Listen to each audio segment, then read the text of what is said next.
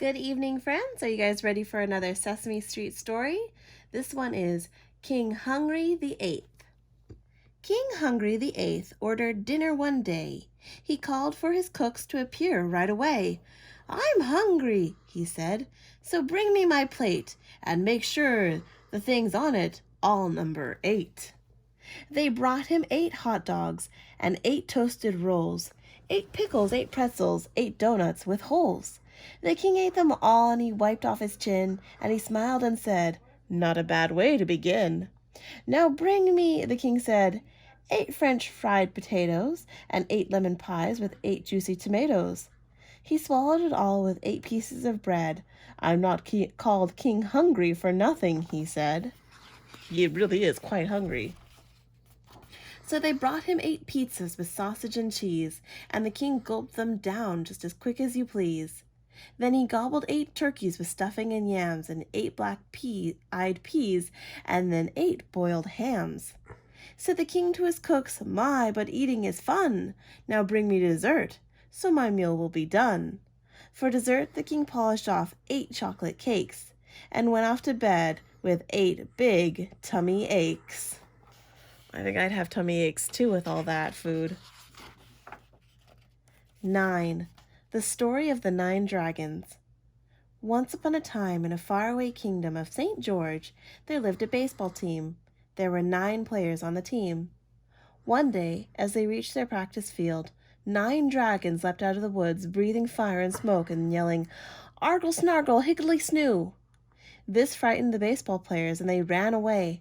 After all, you'd be frightened too if 9 dragons leaped out of the woods while you were playing baseball.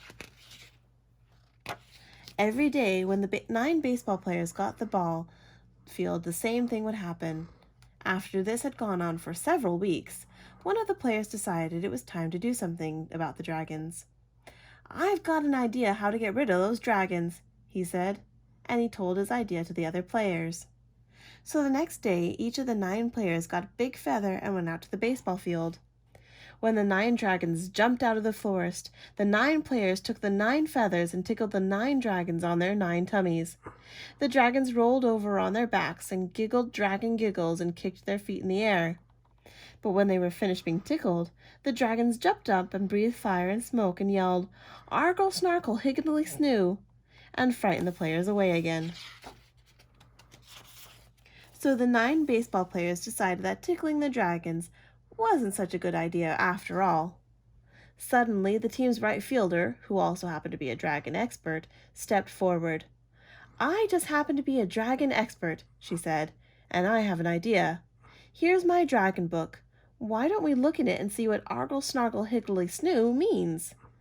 "It's so crazy, it just might work," said the third baseman.